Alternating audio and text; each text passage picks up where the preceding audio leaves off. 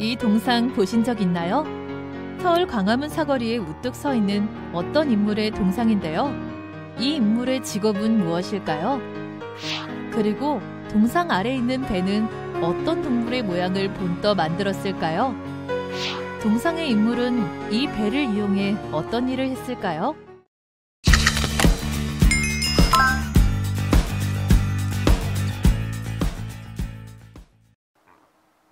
안녕하세요. 이번 시간 제일 첫 내용으로 수나라 대군을 물리친 고구려의 을지문덕에 대해 알아보겠습니다.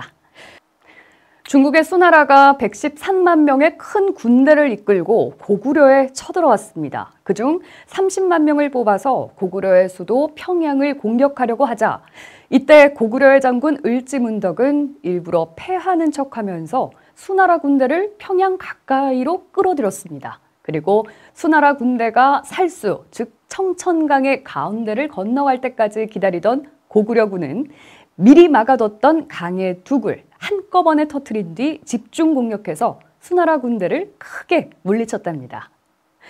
자, 이어서 외교로 나라를 구한 고려의 서희에 대해 알아보죠. 한반도 북쪽에 있던 거란이 내려와서 고려의 북쪽 땅을 내놓을 것과 중국의 송나라와 교류하지 말 것을 요구했는데요. 고려의 관리들은 거란의 군대가 매우 강하니 땅을 떼어주어서 전쟁을 피하자고 했죠. 이때 서희가 나서서 안용진이라는 곳에서 거란의 장군을 만났습니다. 그리고 고려의 북쪽 땅을 내놓을 것을 요구하는 거란의 소손영에게 서희는 고려는 고구려의 후손이라는 뜻에서 나라 이름을 고려라 하였고 거란이 옛 고구려 땅에 살고 있으니 오히려 그 땅을 고려에게 내놔야 한다고 말했죠.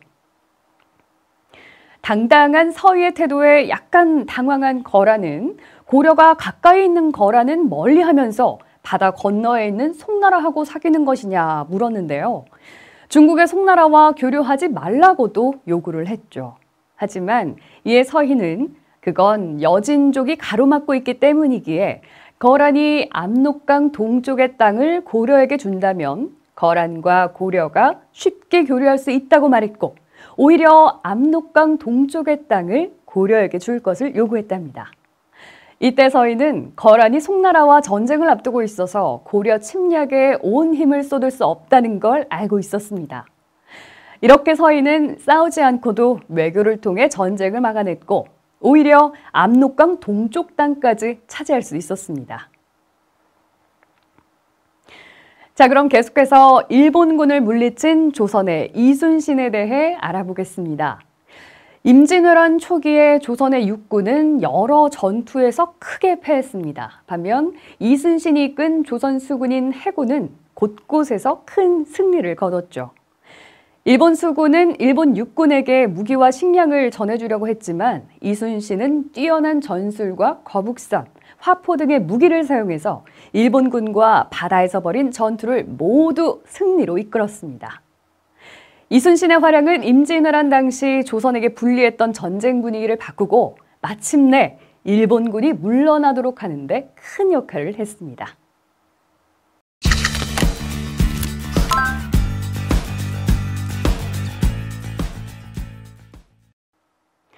다음으로는 조선을 대표하는 여성 시인 허난설원에 대해 얘기해 보겠습니다.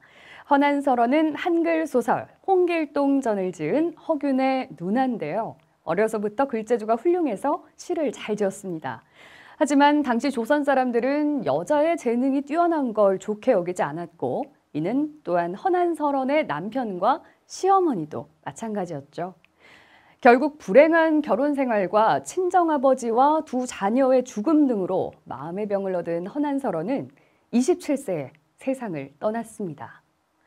이후 누나의 재능을 아까워한 허균은 누나의 시를 모아서 책으로 만들었는데 이게 바로 난설원집입니다. 그녀의 시는 중국과 일본에서 높은 평가를 받고 큰 인기를 얻었답니다. 자, 이어서 재산을 모아 제주도 백성을 구한 상인 김만덕에 대해 알아보겠습니다. 조선시대 제주도에서 태어난 김만덕은 어려서 부모를 잃고 힘들게 살았는데요. 이후 김만덕은 장사를 해서 제주도에서는 육지의 물건을 들여와 팔고 또 육지 상인들에게는 제주도의 물건을 팔아서 큰 돈을 벌게 됐습니다. 그러던 중 제주도에 심한 흉년이 들어서 많은 사람이 굶어 죽게 되자 김만덕은 그동안 모은 돈으로 쌀을 사서 사람들에게 나눠줬죠. 김만덕이 제주도 백성을 구한 일은 그 당시 조선의 왕인 정조에게까지 알려지게 됐고 이를 들은 정조는 그녀의 착한 행동을 칭찬하면서 소원을 물어봤습니다. 이때 낮은 신분이었던 김만덕은 서울에 가서 임금이 계신 곳을 바라보고 빼어난 경치를 자랑하는 금강산에 가보고 싶습니다 라고 답했는데요. 그렇게 해서 정조의 도움으로 소원을 이뤘답니다. 이를 토대로 지금도 제주도에서는 만덕상을 만들어서 김만덕처럼 선행을 많이 베푼 사람들에게 해마다 상을 주고 있습니다. 자, 계속해서 3.1운동 당시 한국의 독립을 외친 독립운동가 유관순에 대해 알아보겠습니다. 1919년 한국의 독립을 외치는 3.1운동이 일어나자 당시 이화학당 학생이었던 유관순은 친구들과 함께 운동에 참여했습니다. 그러자 일제는 학생들의 만세운동 참여를 막기 위해 학교의 문을 닫아버렸는데요. 그러자 유관순은 고향인 천안에 내려가서 만세운동을 벌였고 이때 많은 사람들이 여기에 참여했습니다. 결국 일본 경찰에 체포된 유관순은 재판정에서 일본 판사에게 당당하게 말했죠. 너희가 내 아버지와 어머니를 죽였으니 죄를 지은 사람은 바로 너희다. 너희는 우리를 재판할 자격이 없다. 이후 유관순은 서대문 형무소에서 갇혀 있으면서도 만세운동을 펼치다가 일본 경찰의 폭행과 영양 부족으로 19세의 나이에 죽음을 맞이했습니다.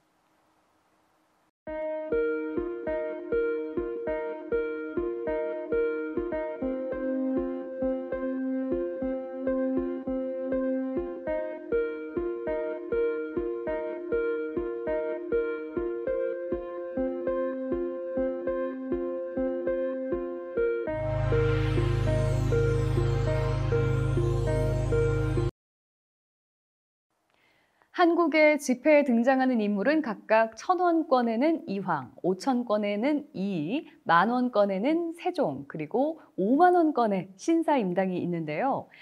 여기서 이황과 이이는 조선의 뛰어난 학자로 유학의 발달에 기여했습니다. 그리고 세종은 조선의 4번째 왕으로 오늘날 한글이라고 불리는 훈민정음을 만들었고요.